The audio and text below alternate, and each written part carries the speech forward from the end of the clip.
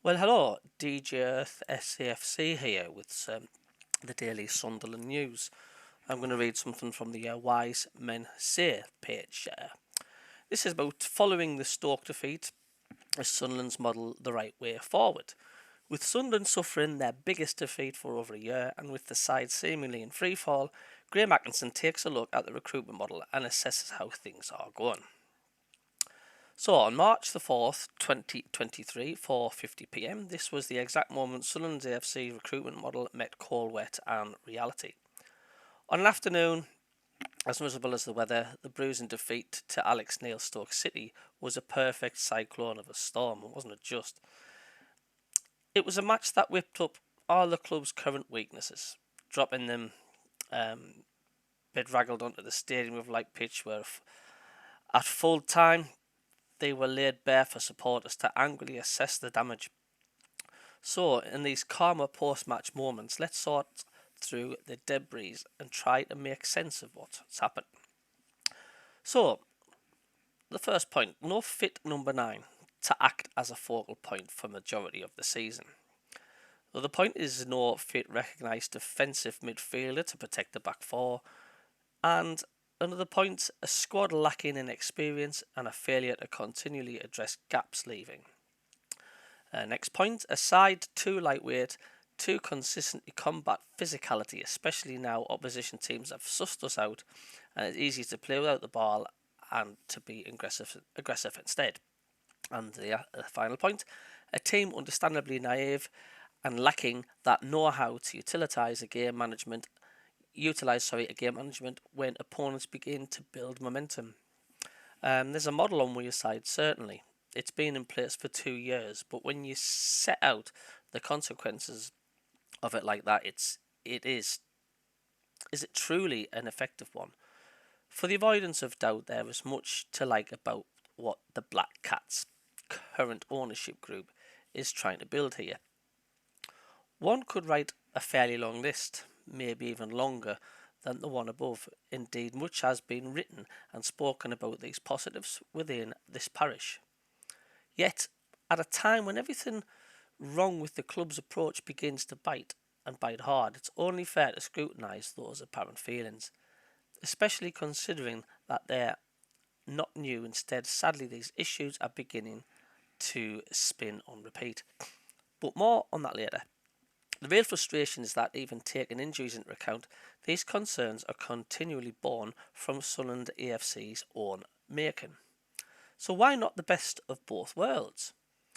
Well, in short, and this feels like stating the obvious here, it shouldn't be a model with seemingly just one specialism. Youth development, it should be a more dynamic blueprint, allowing for a better blend of both youth and experience.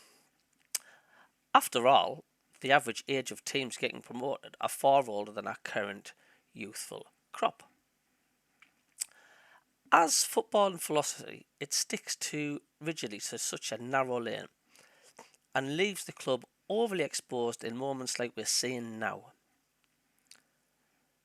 There appears to be no room for flexibility. That must change. For balance, it should be recognised that there's a smattering of seasoned pros in the Black Cats ranks. However, not near enough. It's also possible to have experience at a young age, and once more, to be fair, Dan Ballard, amongst others, fall into this category.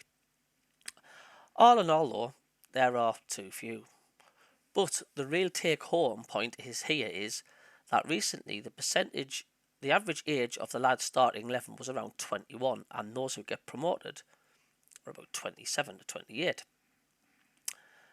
Any effective recruitment model should also be able to respond in a timely fashion when important squad holes need plugging. With a January transfer window that failed to address any of those left gaping, these current woes are very much self-inflicted, just at the point when the season was beginning to really ignite for Sunderland. But if this sounds familiar, it's likely because it is, and that can't help but compound supporters' frustrations. So, a little bit of history repeating. So, as promised earlier, let's rewind briefly to the festive period, 2021. Sunderland FC sat at the summit of League One after thumping Doncaster Rovers and Sheffield Wednesday. A heroic effort to sustain the automatic promotion push. Even more prodigious when you consider it was by a group consisting of many inexperienced players, none more so than Callum Doyle, Dennis Serkin and Dan Neil et al. Up until the calendar turned over to 2022, most of these youngsters were performingly admirable. The philosophy was really firing, which it was. But was it fair to expect half a dozen or so youngsters to keep relentlessly going? Was it reasonable to ask those who, before the campaign got underway, hardly kicked a ball in senior football and were then regularly thrust into the starting 11? Well, as Sunderland FC won just one of their 10 games between the new year and Neil's arrival in February, arguably not. Neil spoke about the issue at the time. Of Doyle in particular, he said the kid's only 18, he's played a hell of a lot of games, and he has a huge potential as a player. But if you keep playing him, as has happened, the difficulty you're going to find is that at some point he's going to burn himself out in his very first season at this level. In January 2022, window required experienced heads ready to hit the ground running. The squad was in dire need of bolstering and to provide a breather for those younger players who had excelled up until then. Some may point to Jermaine Defoe's catastrophic return as bringing in that requisite experience. Upon seeing his level of fitness at the time, it is fair to say he could hardly be described as someone who was ready to hit the ground running, unless he was hitting the ground to have a nap after a gentle jog. Although there was a positive ending via Wembley, that salvation in the form of a few older pros to make life easier didn't materialise. Ultimately, given the eventual success, it's easy to forgive those in charge of that for now. But Neil was left with a squad consisting of burnt-out youngsters and players signed in January lacking match fitness. Excuse me. Neil acknowledged this point to adding in February 2022. What is worse, playing the guy who has played far too much or the one who was hardly played at all. The reality was Sunderland's season went into free fall before Neil helped salvage it. On course for a title win at Christmas, it ended securing playoffs on the last day. To even achieve that took an incredible turnaround of fortunes.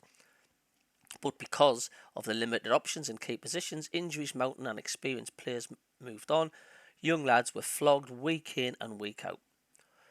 Why go over old ground? Well, crucially, this is where we find ourselves again. If January 2022 required experience, so too did the one in 2023. It's just a duplication of last season's situation. Take out the World Cup, and the decline is even around the same time too. It's surely no coincidence that Mowbray is also beginning to make the same noises as Neil was. In early February, the current head coach commented, The challenge is the irrational side of the league. Here we are. We have 3, potentially 4 midweek games coming back to back with a squad of 14 to 15 players if we're lucky.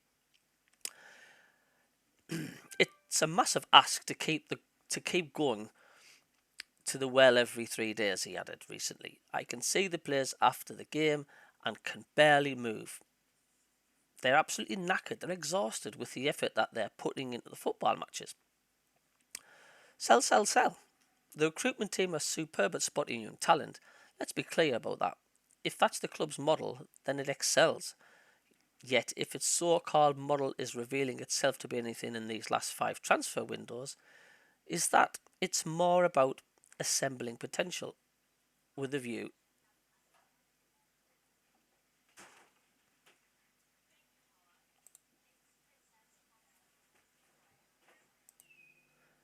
Yep, so there we go. That's Sunderland down to a T. They're absolutely superb.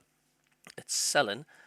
Let's copy Brentford's homework. At this point, it's probably relevant to introduce the club's inspiration behind this idea. It all stems from the Brentford route. David Jones, SCFC's non-executive director, admitted that at a recent Red and White Army supporters meeting, there was nothing wrong with this notion, by the way, spending frugally using data to underpin your transfers and sell them on when the time is right for huge amounts.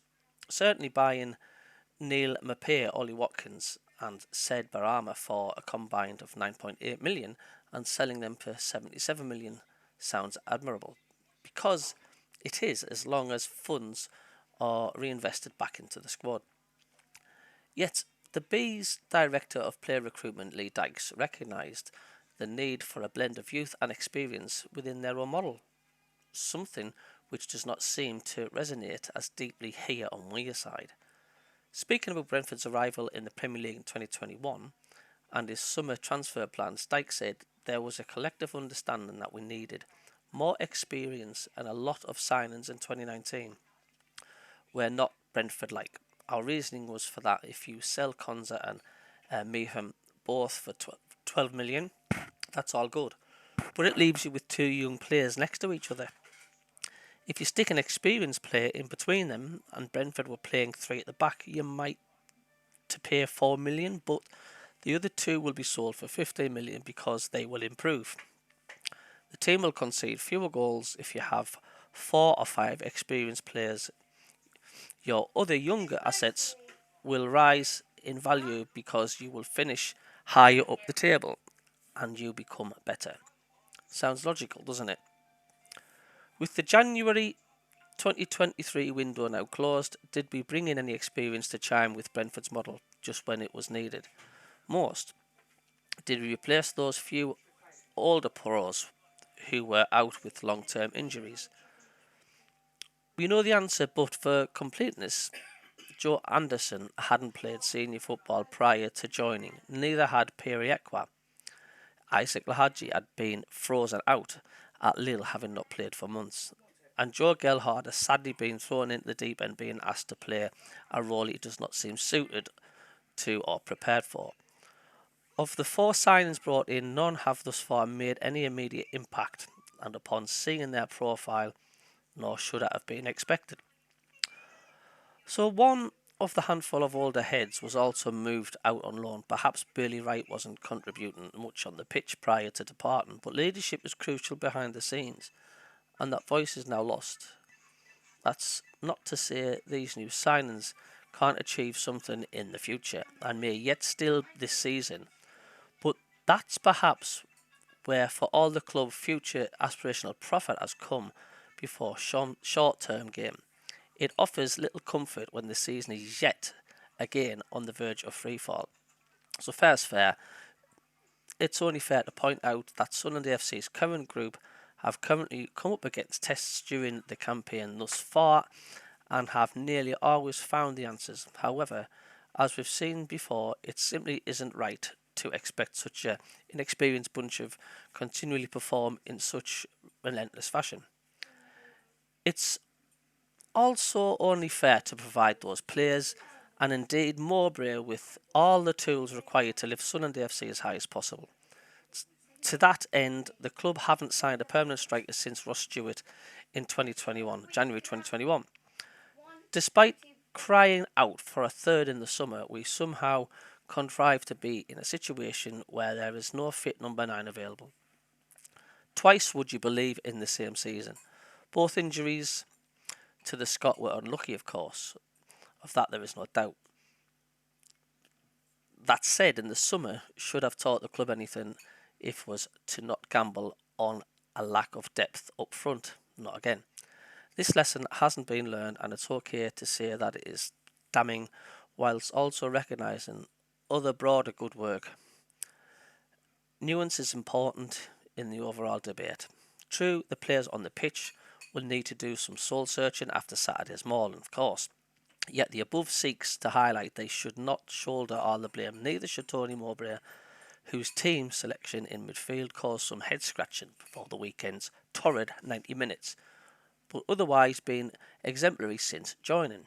The Mowbray second half of the season slump has already been mentioned in some quarters. However, it's more likely that any previous decline, certainly during his time with Blackburn Rovers at any rate, was down to his squad also being one of the youngest in the Championship. More a babysitter, it seems, than a manager. So in conclusion, to sum up, if Sunderland FC's transfer model gets credit during the good times, it must shoulder the blame when it's almost certainly largely at fault during the bad. Expectations were dialed in for pragmatic survival at the start of the campaign. So why must we complain at all now, you may ask? Well, when those expectations were initially exceeded, before performances fell off a cliff, and given the opportunity that was presenting itself in the league for the playoffs to be secured, it was surely incumbent upon the owners group to learn from past missteps to help, not just to cement our place in the second tier, but to potentially rise from it. The nettle was there to be grasped, yet because the club's stubborn insistence on sticking to a model lacking willingness to compromise, we appear to have just stung ourselves again. So there we go. That's literally sums it up over the last couple of seasons or so. It's we're going round in circles. It just seems to just copy and paste, and we are where we are with our own doing, and hopefully we'll learn from it. Okay, that's the some latest news up to date for today.